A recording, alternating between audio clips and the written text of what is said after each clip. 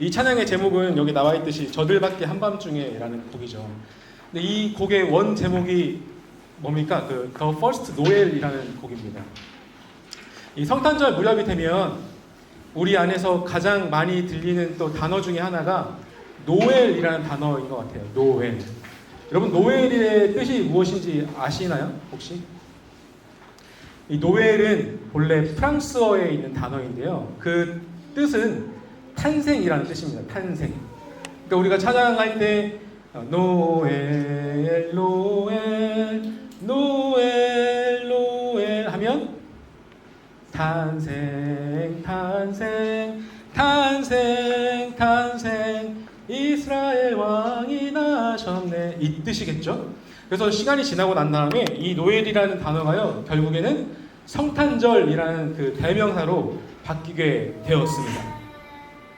전 세계에 있는 이 대부분의 교회들은요 크리스마스를 앞둔 주일이나 혹은 12월 25일 그 당일에 성탄을 기뻐하면서 각 부서별로 발표회를 준비하거나 아니면 좀 특별한 예배들을 드리면서 이 날을 기념을 합니다.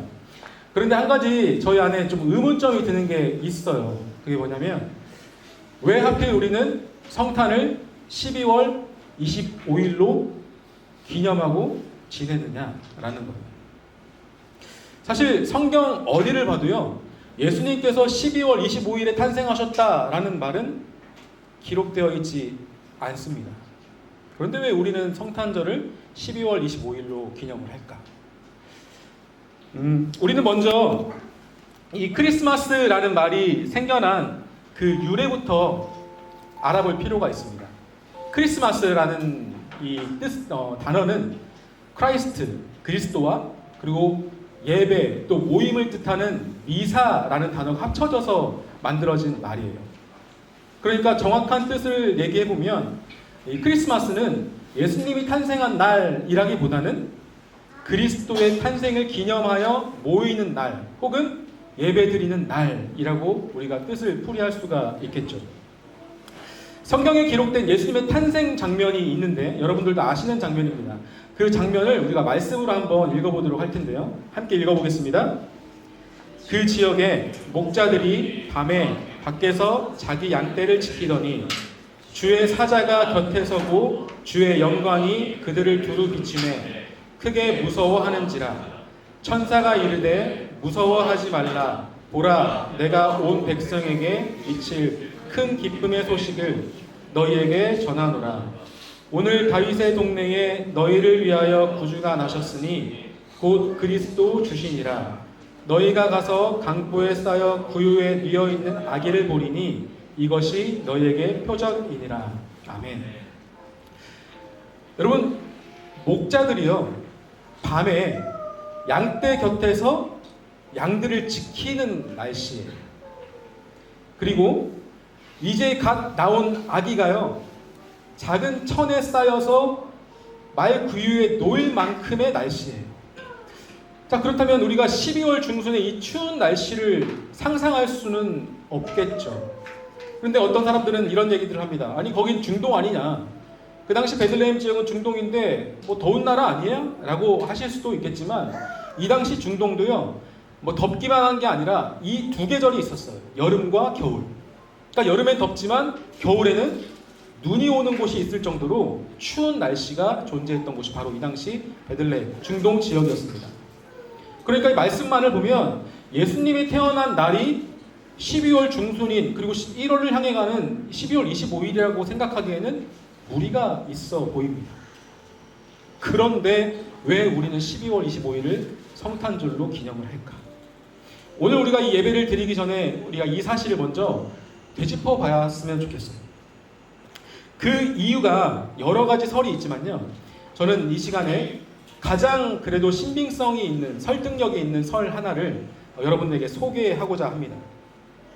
그 설은 뭐냐면 기독교에 네로 박해가 있은 후에 313년에 밀라노 칙령이 발표가 됩니다. 이 칙령은 뭡니까?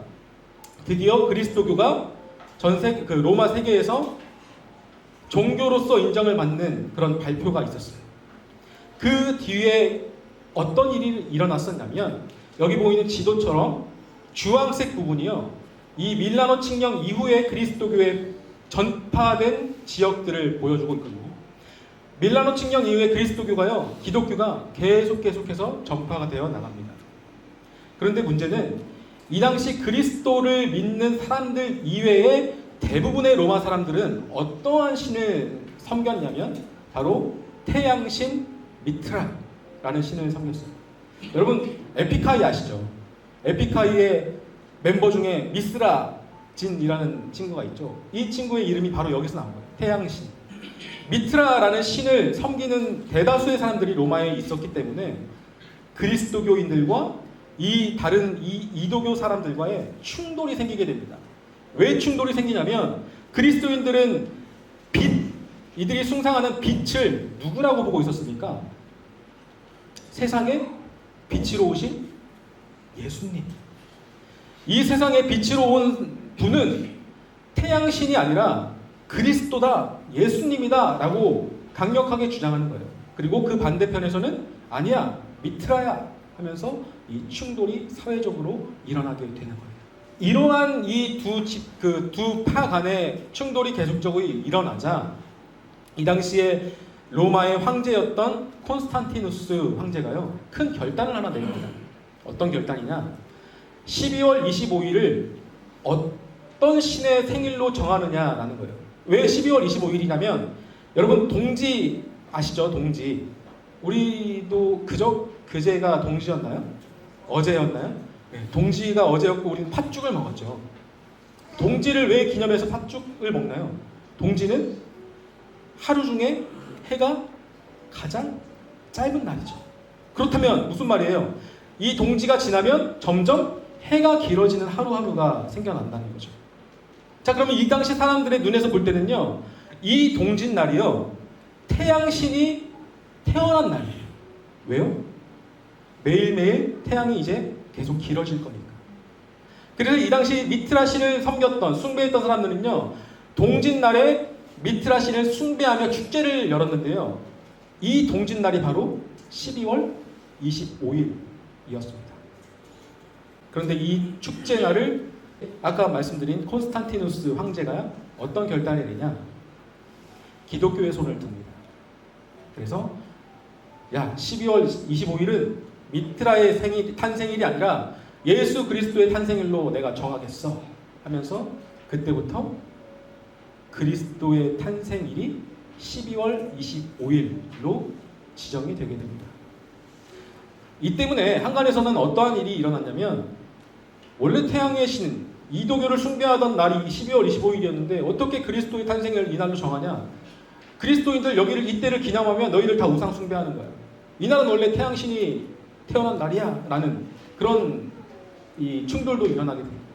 그런데 최근에 어떤 한 목사님께서 이런 말씀을 하시더라고요. 그 위대해 보였던 로마의 대다수의 사람들이 섬겼던 미트라 신의 생일조차 예수님의 탄생일로 바꿔버린 하나님의 뜻이 있다라는 말씀. 조금 제 개인적으로는 굉장히 멋있는 말이었어요. 여러분들은 어떻게 생각하시나요? 이 12월 25일을 우리가 예수님의 탄생일로 기념하고 지내는 것. 우리는 질그릇교회 성도들이죠. 은그릇교회 성도가 아니라 금그릇교회 성도가 아니라 질그릇교회 성도들이에요. 겉으로 보여지는 모습이나 재질 이런 게 중요한 게 아니라 그 안에 담겨진 의미와 그 안에 담겨진 진짜 상징들이 더 중요한 사람들입니다. 사실 우리가 성탄절을 12월 25일로 기념해서 지키고 또 감사의 예배를 드리는 것은 이날이 예수님의 탄생일이야, 이날이 예수님께서 이 땅에 오신 날이야를 기념하는 것이 아니라 예수님께서 이 땅에 오심을 우리가 기억하는 거예요. 그리고 감사하는 거예요. 이 날짜에 담겨진 의미에 우리가 집중을 하는 것이죠. 그래서 오늘 우리는 이 주일 예배를 예수님의 탄생을 기억하고 감사드리는 예배로 드리는 겁니다. 크리스마스 시즌이 되면 교회든 음식점이든 세상 모든 곳에 이 트리가 장식되어 있죠. 요즘에는 각 가정에서도 이 트리 장식을 하는 곳들이 있죠. 오늘은 성탄 트리에 대한 이야기를 좀 해볼까 합니다. 크리스마스 트리는 도대체 언제부터 생겨났을까? 이것도요, 여러 가지 설이 있는데요. 그 중에 신빙성이 있는 몇 가지를 여러분들에게 소개해드리도록 하겠습니다. 먼저는 이 유럽에는 그 상록 침엽수라고 불리는 이 전나무들이요, 자라기 굉장히 좋은 환경이라고 합니다. 그래서 매년 4천에서 6천만 그루의 나무가, 전나무가 유럽에서는, 특히 독일에서는 이렇게 자라난다고 해요. 그래서 1419년에 어떤 한 성당에서 이 넘쳐나는 전나무 한 그루를 가져다가 성탄을 맞이해서 여러 가지 장식을 했던 것이 이 성탄 트리의 첫 유래다라는 설이 하나 있고요. 또 하나의 설은 여러분들이 잘 알고 계시는 그 마틴 루터라는 종교개혁자가 크리스마스 이브에 한 거리를 거닐다가 전나무에 비친 달빛을 보면서요, 사람도 하나님의 은혜를 입으며 저렇게 밝아지는데, 이 성탄 트리를 내가 장식을 한번 해봐야겠다 라면서 전나무를 자기 집 앞에 두고 거기에 장식을 했다라는 설이 있고요. 또 마지막 하나는 영국의 성자라고 불려지는 보니파치오라는 성자가요, 독일에 기독교를 전하러 갔다가 그 독일 사람들이 어떤 오크나무, 큰 나무를 숭배하는 것을 보고 이것은 우상 숭배하는 거야 하면서 그 나무를 베어버리자 그 자리에서 바로 이 전나무가 올라왔다. 이분이 전하는 어떤 이 기독교의 상징이 바로 이 전나무구나 라고 하면서 그때부터 트리에, 그 나무에 장식을 하는 문화가 생겼다라는 설이 있습니다. 이 모든 설이 확실하진 않지만 공통적인 것은요, 이 크리스마스의 트리에 장식을 하는 문화는 독일에서부터 시작했다라는 것이 보통의 학자들이 얘기하는 설입니다. 그러면 이 트리가 도대체 언제부터 이 전 세계에 보급이 되었을까? 이것은 확실한 사실 하나가 있어요. 그 사실은 뭐냐면 18에서 19세기에 영국의 그 별명이 있었죠. 대영제국이라고. 그때 당시 산업혁명을 막 이끌면서 영국이 굉장히 부강하던 시대였습니다.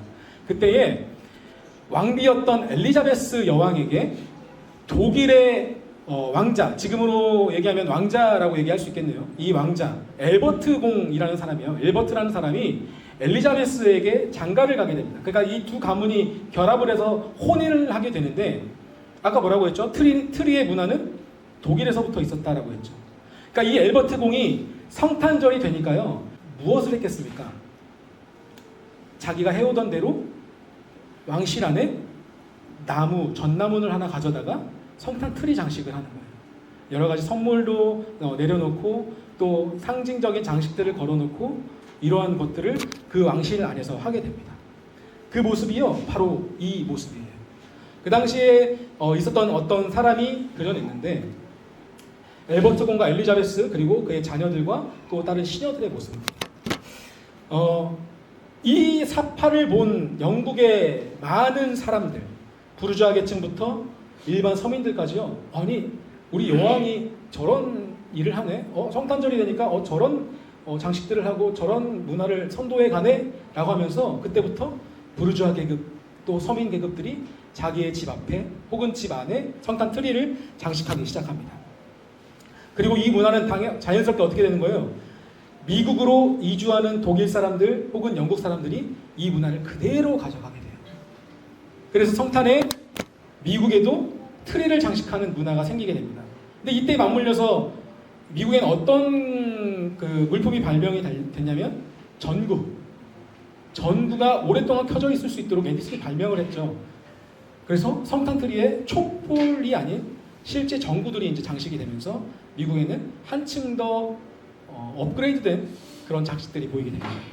그리고 미국의 헐리우드 문화, 미디어 문화를 통해서 TV를 통해 이 성탄 트리가 전 세계로 막 보여지기 시작하는 거예요. 그러니까 자연스럽게 우리나라도 나도 하면서 전 세계에 이 성탄 트리가 보급이 되기 시작합니다. 생각보다 굉장히 이 역사가 오래되지 않았죠. 불과 한 1,200년 전입니다. 자, 이제 정말 중요한 이야기입니다. 오늘 여러분들 예배당에 들어오시면서 여기에 장식구들을 하나씩 걸어 두셨죠. 여러분들이 직접 이 장신구를 건 의미가 있습니다. 그것은요, 본래는 성탄절에는 트리 위에 어떤 장신구를 장식하는 문화가 있었던 게 아니라 예수님이 탄생하신 그 장면, 예를 들면 마구간과 또 아기 예수가 말구유에 누워 있는 모습, 그리고 양옆에 요셉과 마리아, 그리고 그를 보고 있는 목자들의 모습을요, 밀랍이나 어떤 다른 것들로 이렇게 장식하는 문화들이 있었어요. 그렇지만 이것이 언제 배제되기 시작했냐면 마틴 루터가 종교개혁을 한 이후에 하나님과 관련된 형상을 만드는 것에 굉장히 민감해지기 시작합니다. 그러니까 이 사람들이요, 이제는 더 이상 직접적인 형상을 만드는 것이 아니라 한 가지 한 가지의 물품에 상징을 넣어서 장식을 하게 되는 거예요. 그것이 바로 여러분들이 오늘 한 장식입니다. 여러분들 오늘 빨간 구슬을 단, 이 빨간 방울을 다신 분은 혹시 계신가요? 누가 빨간 방울을 달았죠? 네, 여러분들이 빨간 방울을 다셨는데, 원래 성탄 장식에는, 초창기의 성탄 트리 장식에는요, 딱 세 가지만 있었어요. 무엇이었냐면, 첫째, 사과. 둘째, 빵. 그리고 셋째, 그리고 촛불입니다. 어떤 게 연상되세요, 혹시? 이 빨간 구슬 보니까. 자, 이제 뭔가 사과가 연상되지 않으시나요? 사과의 모양을 본떠서요, 이 빨간색 방울을 달았어요. 여러분들, 사과는 무엇을 의미하고 있는 걸까요? 사과. 네, 목사님께서 말씀해 주셨네요. 선악과. 본래 사람들이요, 초창기에 성탄 트리에 이 장식을 할 사과를 매달 때는요, 선악과 열매를 생각하면서 이 장식을 했던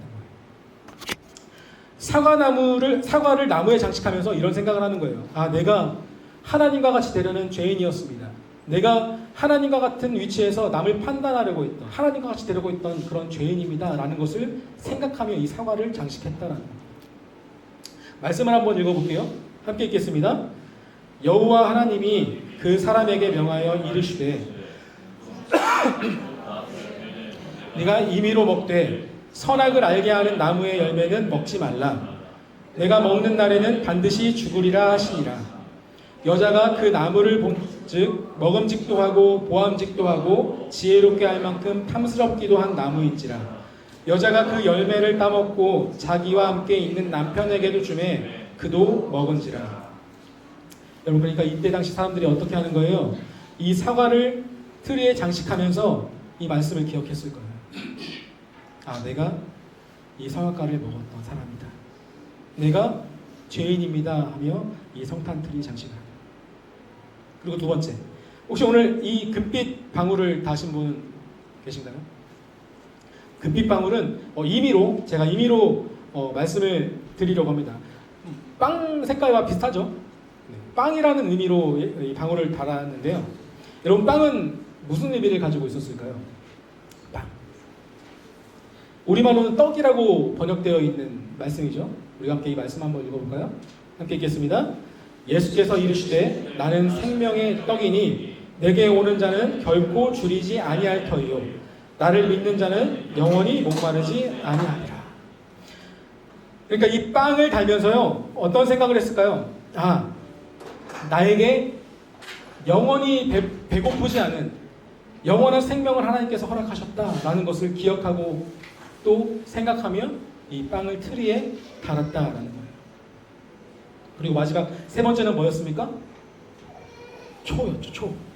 초는요, 밝혀보겠습니다. 이 초는 다들 알고 계실 겁니다. 빛으로 오신 예수님. 그리고 세상의 빛으로 오신 예수님처럼 나도 이 빛으로 살아가겠습니다 라고 생각하고 그 상징을 가지고 나무에 촛불을 장식했었습니다. 말씀 함께 읽어보겠습니다. 참 빛 곧 세상에 와서 각 사람에게 비추는 빛이 있었으니. 아멘. 그러니까 사람들이 초창기 트리에 촛불을 장식하는 것은요, 예수님께서 이 땅에 평화와 구원의 빛으로 오신 것처럼 나 또한 이 땅의 평화와 구원으로 살아가겠습니다. 그 빛으로 살아가겠습니다 라고 하는 마음을 가지고 이 촛불 장식을 했다라는 것입니다. 여러분, 어떠신가요? 이제 곧 크리스마스가 옵니다 라고 알려주는 가장 큰 상징물이 바로 크리스마스 트리입니다. 그리고 전주에만 봐도 뭐 오거리에 성탄트리 장식이 있고 어딜 눈을 돌려봐도 성탄트리 장식이 있어요. 근데 우리가 무심코 지나갔던 그런 장식들, 그런 장식들에는요 우리가 그냥 넘기기에는 굉장히 소중하고 상징적인 의미들이 담겨 있었다라는 거예요. 우리가 오늘 이 시간요 이 촛불을 장식하지 않았지만 그 마음을 가지고 여러분 앞에 있는 그 작은 초들 있죠. 이 초를 밝혀보면 좋겠어요. 그리고 그 의미를 한번 다시 생각해봤으면 좋겠습니다. 이 초의 의미는 뭐였습니까? 나도 예수님처럼 이 땅에 빛으로 살아가겠다라는 의미였죠. 그 다짐을 하면서 우리가 함께 이 초에 불을 한번 붙여봤습니다.